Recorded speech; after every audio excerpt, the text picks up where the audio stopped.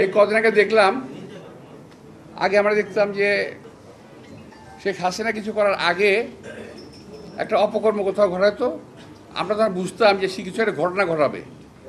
তো একদিকে আমাদের দৃষ্টি নিয়ে যেত আর কাজটা দিক দিয়ে করতো। দেখেন হামিদ সাহেব চলে গেল, কি সুন্দর। হামিদ সাহেব চলে কোন দিক দিয়ে চলে গেল? ভিআইপি দিয়ে।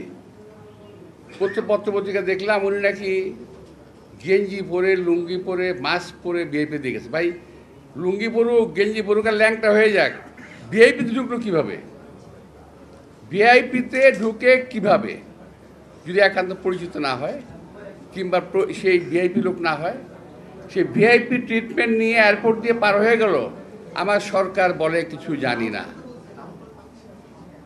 622 জন আওয়ামী লীগের লোক পার হয়ে গেল, এই সরকার বলে আমরা কিছু জানি না। জানেন কি?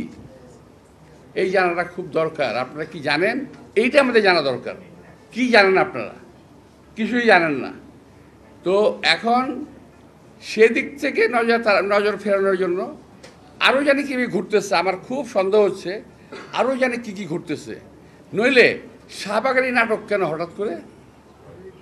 যেই শাহবাগ আপনারা বন্ধ করেছেন, যে শাহবাগের এই এলাকাতে, এই সমস্ত এলাকাতে মিছিল মিটিং করা যাবে না, সেখানে সরকারের পৃষ্ঠপোষকতায় সরকারের দল এনসিপির লোকেরা ওখানে মিছিল মিটিং করে কিভাবে?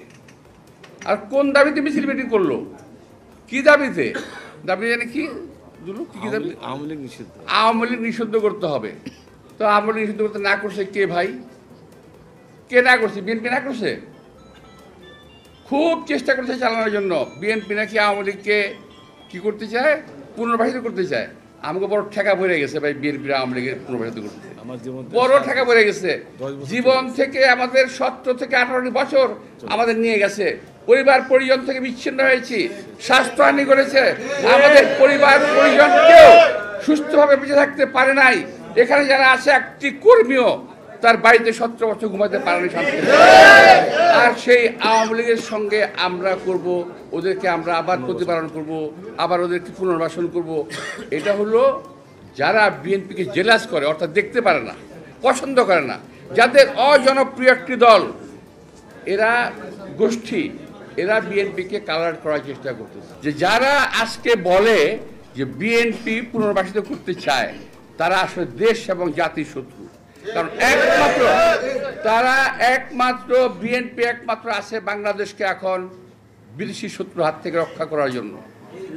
যে কোনো বিদেশি প্রভুদের হাত থেকে রক্ষা করার জন্য একমাত্র দল বিএনপি আছে বাংলাদেশে, আর কোনো দল নাই।